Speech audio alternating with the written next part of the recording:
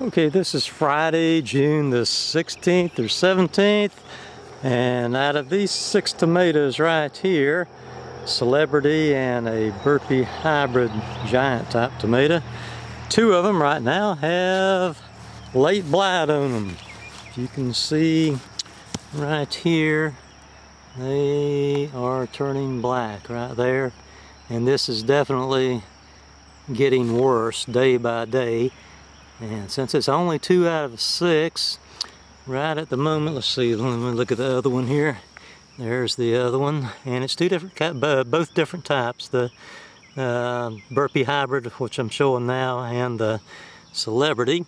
But I'm going to rip these 2 tomatoes out of here because the other 4 are looking real good right now, and they're going to get late blight anyway. But if I leave these 2, they're going to get it even earlier, I'm afraid. So don't really need this many anyway, because the ones down here are just really looking good. No sign of late blight on them. They're not constrained in these cages. The cages in these parts just apparently are not the way to go. It is Wednesday, June the 22nd. Let's take a look at the garden. And yeah, I know it's a little weedier than you're used to seeing it, but I just haven't had time to put a rototiller in here. Plus, it's partly by design. I figured maybe I wouldn't get so much dirt splashing up on my tomatoes and causing blight if I just let the weeds take over and, you know, just kind of mow around here, which I haven't mowed yet. But anyway, all right, let's start out with the peppers here. I always plant 16 peppers. I've got them in these concrete reinforcement wire cages, 4 per cage, 4 cages, and that's 4, 8, 16, and then I've got a couple of ones in between them, and I've already lost a couple of peppers here. They just, I don't know, they just up and died for some reason. And this, what kind of bell? This super heavyweight bell pepper right here is starting to get some little teeny bells on them. See there? So it'll be like probably September before before them are edible. Okay, there's just some relationship, yeah. Pretty little peppers. And overall, these peppers, the plant, like I say, the plants look good, but I've got fewer peppers on these than I've ever had at this stage of the season. I don't know why. Usually, these hot banana peppers are just loaded with peppers right now. As you can see, like, I mean, that one's got one pretty large one on it, and you got a few smaller ones over here. So anyhow, normally I have like 5 times more peppers than I can possibly eat, except for the bells. So so it doesn't really matter too much that they're not bearing. I still like them to bear a little better than that, but at least they're healthy. The tomatoes, as I said earlier, I had to pull up 2 tomato plants. They were right there and right there because of blight. I didn't want them to spread to my other ones, and I planted squash in their place like about 5 days ago, but it was year out of date, the squash, and it hadn't been in the freezer or anything. And that's a pointer for you there. If you ever have seed left over, always put it in the freezer, because it'll be more likely to germinate next year if you just keep it in the freezer, which I neglected to do. So I still may plant some late squash there, maybe, but I'll have to get some new seed. All right, the tomatoes that are left over are looking reasonably good. This one here, I didn't take any pains. I think that's why I got such early blight on those other ones, because I didn't take any pains on keeping them up off the ground. As you can see, these here are just right on the ground, but we got some pretty good sized tomatoes on it already. That one's bigger than a baseball right there. It's approaching softball size. Okay, another thing on the tomatoes, I have in this upper garden 4 tomato plants left. 2 of them are just, you know, similar to that there. The other 2, I thought I would experiment a little bit. I put plastic all the way around the cages, and the idea on this is, like I say, your blight is caused by dirt splashing up on your tomatoes, fungus infected dirt splashing up on them. and I figured this would keep the dirt from splashing up on them. However, no, it's got its upsides and downsides. Another thing is on your tomatoes, to prevent blight, you want a lot of air circulation, and you don't want them to stay moist all the time. Well, this kind of defeats the purpose of air circulation. And as far as staying moist, you can see where the leaves contact the plastic, they sweat. However, when you look down in here right now, they're looking really good, better than the other ones. And I even have, you know, one tomato there that's almost ready to eat. Now, at first when I did this, this is I think 6 mil polyethylene here, so it's really thick, so it'll last real good. And this is 10 foot, it was on a 100-foot roll that I bought ages ago, and it's 10 foot wide, and this is just a 6 foot tall cage. So it would have been very easy to cover this whole cage with this, but and you know, maybe at first I did cover it and leave just a small opening, well, a medium opening, you know, to vent it so it wouldn't overheat. But then I got to thinking, well, maybe my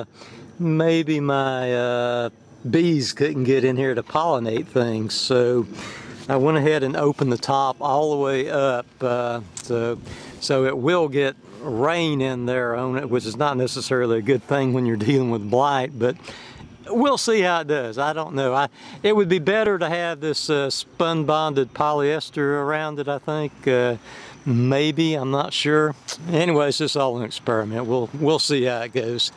Okay, moving on up here. This is my three cantaloupe hills. That one down there is not necessarily doing so well. This one here is doing somewhat better, and this is the best looking one here. This is really a pretty good looking hill of cantaloupes there. There's probably, like, I know I probably didn't thin it enough. There's probably 10 plants in there maybe, but anyway, it's looking really nice and healthy. And then I have my watermelon plants here. All 3 hills are doing really nicely on the watermelon. That one's starting to run on off into the grass there. So 1 hill, 2 hills, 3 hills. And my squash, it won't be long I'll have squash. I don't have just a gorgeous type of plants I do sometimes, but I'm going to have squash on them. This is just a single squash there. It really doesn't have any squash on it. It has a few blooms, and there's 2 squash here, and now they're looking pretty good. What happened on my squash, the seeds just did not germinate very good. I only wound up with 4 squash, and one of them got blown away in a windstorm here. But I've got like three squash that's that size there. So, well, almost that size. Yep. So it'll just be a few days. I will be eating these 3 squash right there. So that'll be good. On up to the cucumbers. The cucumbers have finally taken off and started growing pretty nicely here. They're finally getting ahead of the bugs. They looked kind of puny there for a little while because the bugs was eating on them, but now they're growing fast enough to be outgrowing the bugs a little bit. They have quite a few blooms on it, but no cucumbers to speak of other than these little bitty fellers like that right there. Okay, now on down to my lower 40 here, we'll call it, the tomato trellis, which to me is going to be the most interesting part of the garden this year because it's something that I've never done. This is the tomato trellis and the okra, which is growing a little bit slow, but it'll come around eventually. I need to do a separate video later on about how I'm, you know, training these things to go up the up on the trellis, because I'm using just various methods here. I've got these little clips, and these are really nice and handy. And then sometimes I use this green garden tape, which it has its pluses and minuses. And as you can see, it's up to the second wire here. That first wire is 17 inches off the ground, and the second one's another 10 inches on top of that. So they're a little over 2 foot tall right at the moment. And let's see, what kind of tomatoes are we talking about? Yeah, they've got some pretty nice tomatoes on it.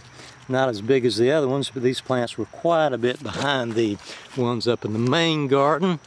This is the biggest plant, right? Woo, I'm getting zoom happy here, ain't I? This is the biggest one right here. And I'm really kind of playing it by ear on the suckers. Some suckers I'm suckering, and some I'm tying off to the wire there. And here's the okra. Yeah, there's quite a bit of okra. It's still pretty small. I would say that is probably, oh, it might be 4 inches tall right now. But I've got a whole bunch of it, and I kind of just mounded it up around it. So when this is a long way to drag a hose. It's a pretty big workout dragging a hose down here. So I mounded up dirt all around each little individual plant there, which they're 2 foot apart, and these rows are like 2.5 foot apart. But that helps on the water quite a bit, because I mean, as you can see, I watered it yesterday, and as you can see, you know, it's just bone dry right here, and it's nice and moist here in the center. So yep, that's like I've said before, I don't know, probably at least 50 foot. I've probably got 100 plants or so there, I guess. Okay, yep, that's it for this garden vlog. Hopefully I'll be eating a few veggies here before long. Looks like I'll have 1 tomato and 3 squash here before long. It's sort of strange on that tomato being ripe like that. Usually I don't get the ripe one nearly this early. The tomatoes overall up there don't look all that great or anything. Nothing like they did last year, but I didn't have a tomato this early last year, so it's a trade-off. All right, bye everybody. And wow, I'll just take a look at some of these black clouds that's a brewing here. We got a really nice thunderstorm in the making.